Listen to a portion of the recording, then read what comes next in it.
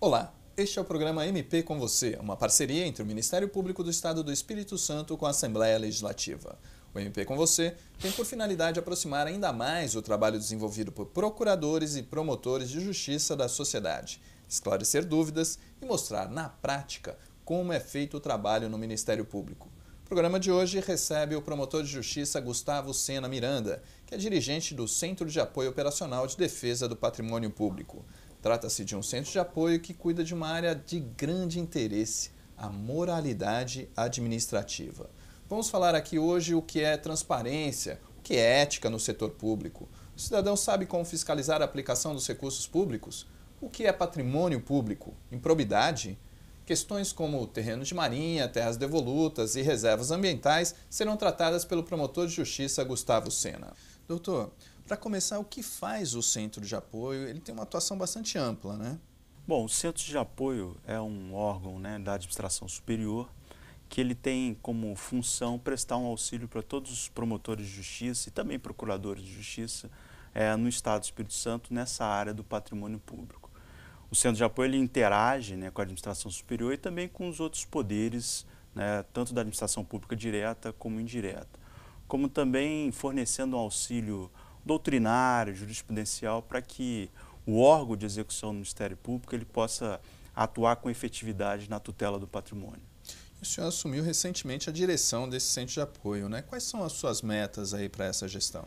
Bom, para o ano de 2012, o Centro de Apoio ao Patrimônio Público ele elegeu duas metas básicas, né? Sem prejuízo de outros tipos de atuação. Mas, pela nossa própria experiência, percebemos que um dos fatores assim, mais nefastos para a administração pública é, primeiro, a questão do acesso aos cargos públicos, né? Então, uma das metas do Centro de Apoio, e isso vai ser endereçado aos órgãos de execução, é uma fiscalização efetiva, né, no acesso aos cargos públicos, funções, de conformidade com a Constituição Federal. A gente estaria falando aí da questão dos concursos e também Isso engloba concursos públicos, contratações temporárias, cargos comissionados, né, combate ao nepotismo, tudo aquilo que reflete no acesso lícito e constitucional aos cargos públicos, porque isso, logicamente, vai refletir no próprio atendimento pelo servidor à população. A segunda meta? A segunda meta é uma meta que nós compreendemos que ela será preventiva, né? O Ministério Público, é bom que se diga, ele vem numa evolução.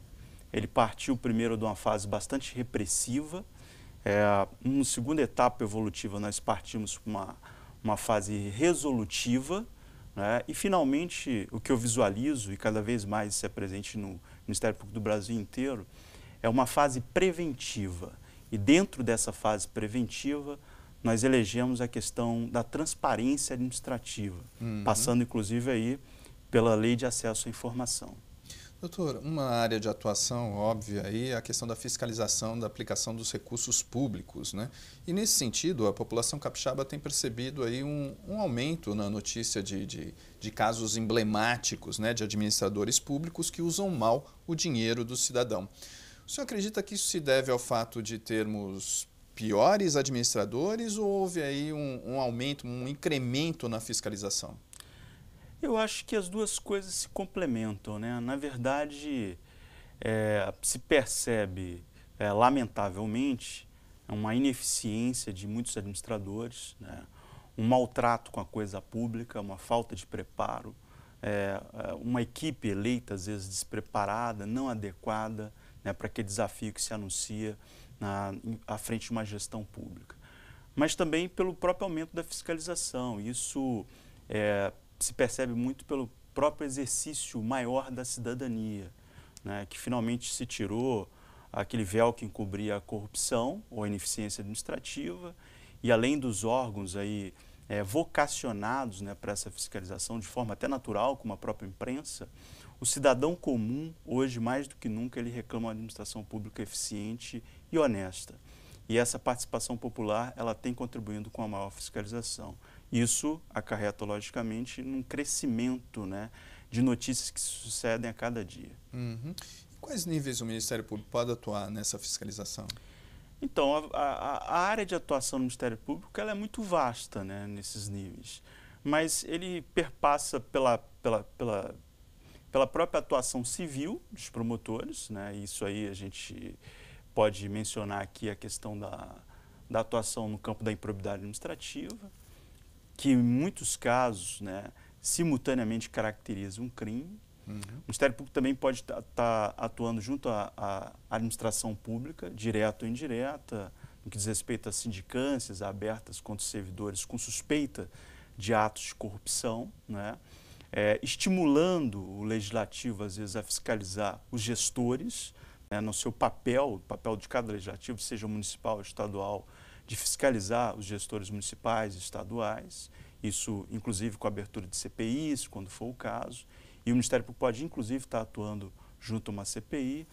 Então, o campo de atuação do Ministério Público pode ser, primeiro, uma atuação, vamos falar, uma atuação mais preventiva. Como é que seria essa atuação preventiva? Uma atuação preventiva decorre da própria lei orgânica estadual e nacional do Ministério Público. Dentre os vários poderes que tem o Ministério Público, existe o poder de expedir recomendações e sugestões, né? Então, a recomendação por parte do Ministério Público, o próprio nome já é sugestivo, é uma recomendação, e aí o administrador público, logicamente, ele vai acatar ou não aquela recomendação, ela é destinada a prevenir depois futuras demandas. Então, por exemplo, se o Ministério Público percebe que um determinado município ele não está cumprindo com os repasses necessários e impostos pela lei na área de educação à saúde, o Ministério Público pode estar recomendando ao administrador a se adequar àquelas regras constitucionais. É um aviso ao administrador? É um aviso ao administrador para prevenir e também alertá-lo que depois ele não pode alegar desconhecimento. E aí, uma vez alertado, isso é importante que se diga, fica materializado o dolo, né? Se o administrador público ele insistir naquela ilegalidade, ele poderá arcar com sérias consequências. A lei de responsabilidade fiscal, doutor, ela foi uma boa medida? Ela realmente trouxe uma eficácia a essa fiscalização? A lei de responsabilidade fiscal é uma lei extremamente importante, né, para a eficiência administrativa. E ela também tem vários mecanismos de controle, né, de inibição do mau gestor público. Inclusive, a lei ela é pioneira na questão no que diz respeito ao acesso à informação. Diversos órgãos públicos eles já estão com prazos vencidos para que algumas informações básicas que constam da lei de acesso à informação constem de seus sites, né, para que o cidadão comum tenha acesso a informações relevantes do ponto de vista de controle dos gastos públicos. A partir da LRF, da Lei de Responsabilidade Fiscal, houve um incremento, também um aumento na punição? Ela além de trazer esse maior cuidado no trato econômico, né, da própria gestão pública, né, eficiente, ela traz regras bastante rigorosas, né, contra o administrador público que atua com ineficiência ou com ilegalidade, né? Então, a lei ela vem num conjunto que eu chamo até de um microsistema de tutela da administração pública proba e eficiente. O que seria isso, doutor? Bom, nós podemos extrair da própria Constituição Federal esse microsistema. A Constituição Federal ela traz várias passagens de mensagens claríssimas para o gestor de que não se tolerará uma administração pública que desrespeite os princípios básicos da administração. Por exemplo, publicidade, eficiência, moralidade, né, impessoalidade. Todos esses princípios estão cristalizados lá no artigo 37 da Constituição Federal. A obrigatoriedade do concurso público, né, a exigência da licitação como regra, né, e em várias passagens se percebe a palavra probidade administrativa, né, inclusive nesse mesmo artigo 37, seu parágrafo 4º, há um comando, né, a gente poderia dizer assim, um mandado expresso do legislador constituinte de que o desrespeito à probidade administrativa acarretará sérias consequências para os agentes públicos em sentido amplo. E aí agentes públicos em sentido amplo leiam, desde o gestor público, né, o prefeito, o governador, secretários, o legislativo, o judiciário e também o Ministério Público, todos aqueles que atuam na administração pública em sentido amplo. Agora, doutor, eu gostaria de retomar aquela questão, mesmo com toda essa legislação, mesmo com toda essa fiscalização, a gente continua tendo esses casos pontuais aí de maus administradores. O que está havendo? Por que disso? Isso é muito cultural, né? Se percebe aí no Brasil, nós temos, por exemplo, vamos falar um pouco da realidade dos promotores de justiça, que lidam mais com a tutela das administrações públicas municipais. Uhum. São mais de 5.000 municípios. E aí se percebe uma diversidade, né? E, infelizmente, se nota um certo desencantamento de pessoas que poderiam se candidatar e fazer uma boa gestão, de enfrentar esse desafio. Então, lamentavelmente, se percebe por parte de alguns candidatos, de forma já claríssima, né? Não vou aqui demonizar todos os candidatos, todos os gestores, mas, infelizmente, se percebe um crescimento cada vez mais vertiginoso aqui no Brasil de maus gestores públicos. O senhor falou desse aspecto cultural, então o brasileiro precisa aprender ainda a votar, a escolher o seu representante. A questão da corrupção, né? O Brasil, até pela própria Transparência Internacional, a cada ano divulgado, nós estamos lá numa posição bastante vergonhosa, né?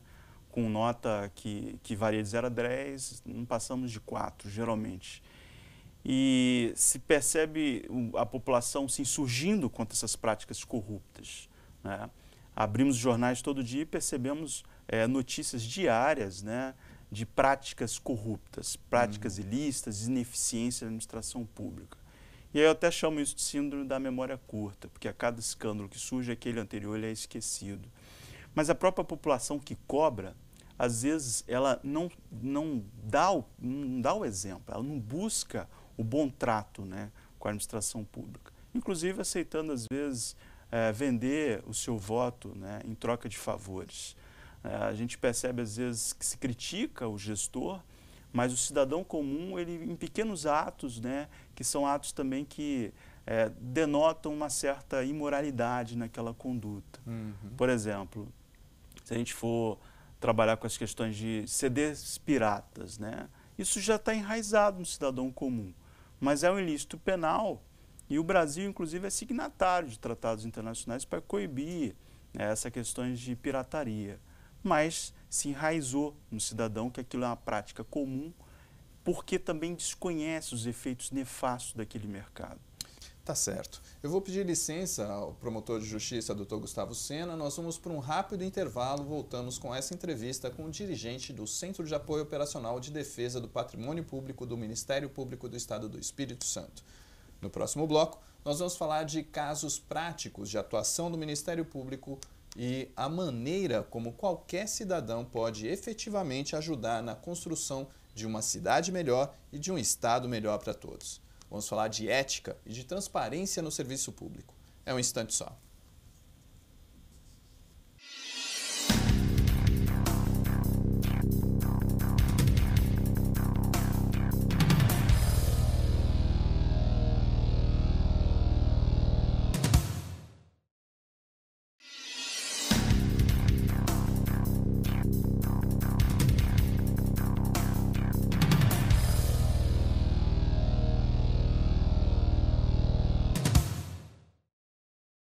Estamos de volta com o MP com você, um programa do Ministério Público do Estado do Espírito Santo feito para o cidadão capixaba, em uma parceria com a Assembleia Legislativa. Hoje estamos recebendo o promotor de justiça Gustavo Sena Miranda, presente aqui nos estúdios da TV Assembleia. Nós já falamos de responsabilidade fiscal, também da atuação do Ministério Público no combate às irregularidades na administração dos bens da sociedade. Agora vamos tratar de improbidade administrativa. Então, Gustavo, este é um termo aí que caiu aí nas conversas de todo e qualquer cidadão. Agora, o que é exatamente improbidade? De que forma o Ministério Público também trabalha essa situação nos dias de hoje? Então, a questão da probidade, né? Improbidade é justamente o contrário. Um conceito assim simples de probidade que poderia ser dado é que probidade administrativa significa agir com honestidade e eficiência. E improbidade seria justamente o contrário, né? Um agir com desonestidade e ineficiência. Essa expressão está na Constituição Federal, de 88, né, no artigo que eu já mencionei, que é o artigo 34. Havia uma promessa de um comando legislativo para que fosse criada uma lei.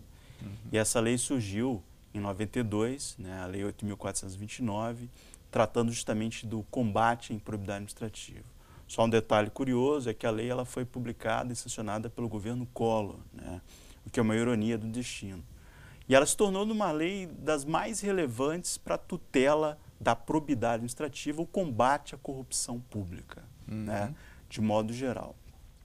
Então, a lei ela traz assim, sanções gravíssimas, né, para os agentes públicos, de modo geral, que violem a probidade administrativa. Como isso é aplicado, doutor? O Ministério Público ele atua no combate à improbidade marcadamente de forma repressiva, né, porque a lei ela é repressiva e sancionatória. Para tanto, primeiro ele procede a uma investigação, que geralmente isso é desenvolvido através de um inquérito, né, que nós damos o nome de inquérito civil, onde uma vez constatado o ato de improbidade, o agente ele é acionado, é proposto uma ação civil por ato de improbidade administrativa, que tem como consequência a perda do cargo, do mandato, né, a suspensão dos direitos políticos, multa civil, reparação do dano.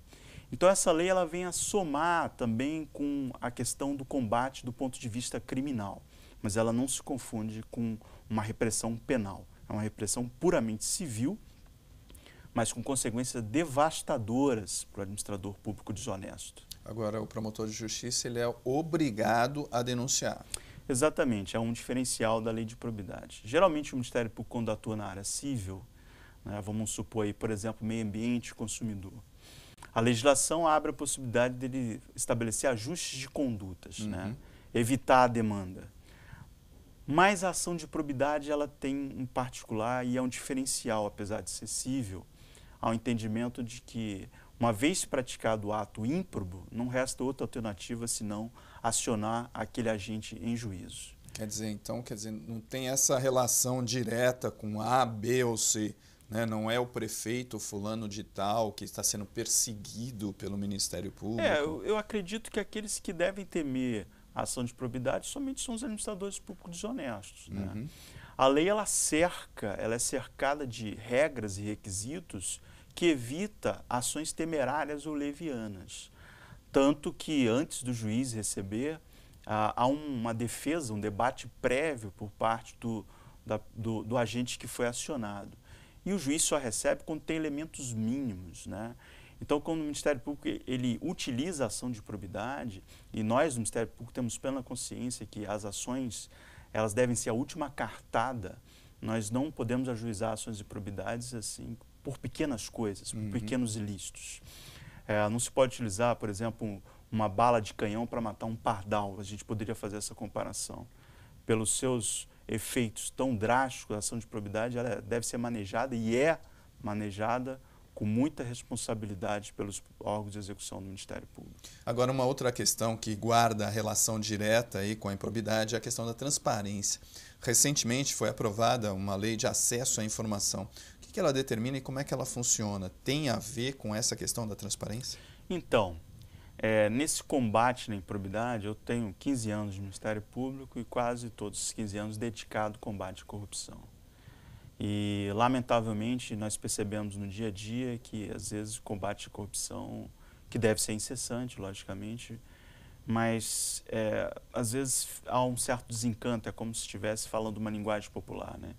Enxugando gelo. Eu costumo dizer que é como se você pegasse a areia da praia, porque muita coisa escapa, né, pelas mãos. Dada a capacidade de maus agentes, né, no trato com a coisa pública. Percebendo isso, nós entendemos que uma das formas, né, de evitar práticas corruptas é implementar efetivamente e fazer valer, né, para que não se torne um mero pedaço de papel, a lei de acesso à informação. Exatamente por isso que essa é uma das metas do Ministério Público, porque temos certeza que com uma maior transparência, muitas práticas corruptas, desonestas e até de ineficiência serão evitadas, né? Então a lei ela traz uma possibilidade de você dar essa transparência no trato com a coisa pública, no acesso aos cargos públicos.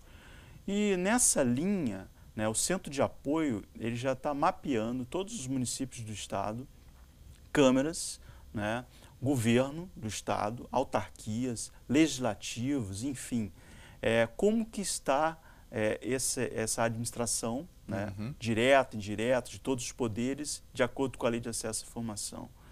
Mapeando isso, nesse ano ainda pretendemos soltar uma espécie de kit transparência e administração, que vai desde uma recomendação até, se for necessário, ações judiciais para coibir o administrador a implementar o acesso de informação. O senhor falou também que uma das metas do Centro de Apoio na sua gestão é exatamente a questão dos concursos, né? De se dar uma visibilidade aí à forma como esses concursos são feitos. Mas a gente tem aí alguns casos, vamos chamar de estranhos, né? De primos, cunhados, enfim, parentes aí sendo contratados de forma direta, o que a gente poderia até chamar de nepotismo.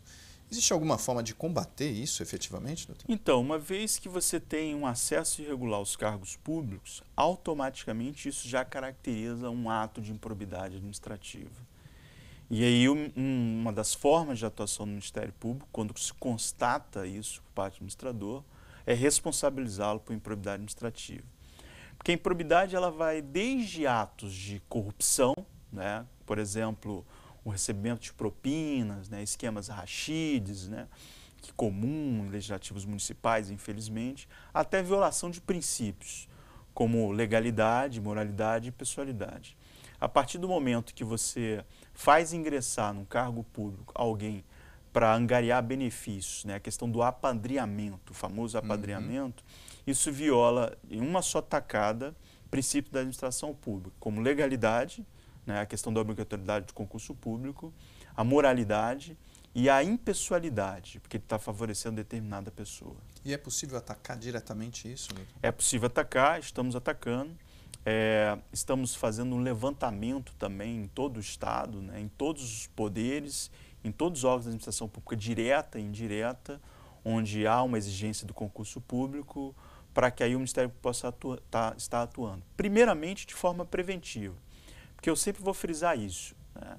Nós não buscamos aqui transformar o Ministério Público num órgão perseguidor e sancionador, né, demonizando todos os administradores públicos. Primeiro, nós vamos atuar preventivamente, orientando o gestor. Porque em muitos casos se percebe um certo despreparo, né, uma falta de uma assessoria adequada. E aí cabe ao Ministério Público ter a sensibilidade de estar recomendando esses gestores para que se adequem. E isso é feito através de vários instrumentos, né? A própria recomendação já mencionada, mas também com contatos diretos com o gestor. O Ministério Público já foi o tempo de ficar encastelado, né? Ele tem que ir às ruas, ele tem que interagir com os administradores públicos, né, em busca aí de um bem comum. Você teria alguns casos aí emblemáticos que a gente pudesse falar aqui desse trabalho, dessa atuação do Ministério Público nessa área? O Espírito Santo tem casos históricos, né, que podem ser lembrados aqui na questão do combate à improbidade administrativa. Eu lembro aqui um caso bastante conhecido, né, os mais antigos vão lembrar, do folclórico prefeito Cabo Camata, né, de Cariacica, onde nós conseguimos lá mapear que ele transformou praticamente a administração pública municipal de Cariacica na extensão do quintal da sua casa, né? Um balcão de negócios. Um balcão de negócios, esquecendo que o gestor público ele deve obediência irrestrita à lei e aos princípios da administração. Então, numa ação importantíssima, né, numa investigação muito trabalhosa e demorada, conseguimos constatar a utilização de laranjas, por exemplo, pelo falecido prefeito Cabo Camata na aquisição de diversas propriedades que se estenderam até a Bahia, né? E o Ministério Público ele conseguiu mapear algumas dessas fazendas. Elas foram, no momento oportuno, sequestradas, né? A ação foi ajuizada contra o gestor da época, Cabo Camata, e também os laranjas, né? Os que participaram de toda essa prática ilícita que trouxe efeitos tão drásticos num município tão carente como é o município de Cariacica. Esse é um caso. Agora, doutor, esse retorno, né, do que foi tirado do erário público, ele é compatível? Quer dizer, o que se consegue nesses sequestros, é compatível com o que foi tirado? Isso é uma coisa que o Ministério Público precisa trabalhar melhor, né? Eu posso fazer até um comparativo que a própria AGU ela tem dificuldades de fazer o retorno desses vários desvios ao erário. Há um levantamento feito pela AGU que o percentual ainda é muito aquém do esperado. Isso também é uma questão cultural, porque quando se fala em corrupção, se liga mais com a questão de prisão. E o Ministério Público está voltando a olhar agora, não só para a prisão no campo criminal, quando ela é necessária, mas principalmente você retornar aquilo que foi desviado para onde nunca deveria ter saído, que é o erário, para que aquilo reflita, né, nas prestações sociais aí que são devidas pela administração pública, como saúde, educação, enfim. Porque essas práticas corruptas, elas causam uma ineficiência estatal e aí impede o próprio Estado, né, e aí Estado sentido amplo, município, enfim, de estar prestando, né, adequadamente de forma eficiente aquelas promessas que estão cristalizadas na Constituição Federal, com efeitos deletérios aí para a coletividade. Agora, doutor, o cidadão comum, ele pode de alguma maneira contribuir para esse trabalho do Ministério Público? O cidadão comum não só pode, como deve, né? E o Ministério Público, ele ciente disso, mais do que nunca hoje, ele procura atuar de forma conjunta com a sociedade civil organizada. Não pode jamais o Ministério Público fechar suas portas para o cidadão que pretende fazer uma denúncia, né, a respeito de uma má gestão pública. Porque em um país com tantas desigualdades, né, sociais, o Brasil é dito muito que é um país bastante rico, sabemos disso, mas existem algumas localidades que o IDH é um dos menores do planeta, né? E isso decorre justamente, eu tenho plena convicção disso, de atos de corrupção, de improbidade administrativa. E aí o papel do cidadão de estar denunciando, de ir ao Ministério Público, de utilizar o Disque Denúncia, enfim, de procurar o promotor da sua cidade, é fundamental para que no futuro, né, breve, se tenha uma administração pública mais eficiente, né, e aí refletindo com uma boa qualidade de vida do cidadão. Tá certo. Nós encerramos aqui essa edição do programa MP com você, uma parceria entre o Ministério Público do Estado do Espírito Santo e a Assembleia Legislativa. O nosso convidado de hoje foi o promotor de justiça Gustavo Sena Miranda, a quem agradecemos a presença aqui nos estúdios da TV Assembleia. Eu que agradeço. E nos despedimos lembrando que você pode fazer a sua crítica e dar a sua sugestão de pauta para o MP com você, enviando um e-mail para imprensa@mps.gov.br. Eu sou Rubem Rochel e este é um trabalho da Assessoria de Comunicação do Ministério Público do Estado do Espírito Santo. Aguardamos por você. Até a próxima.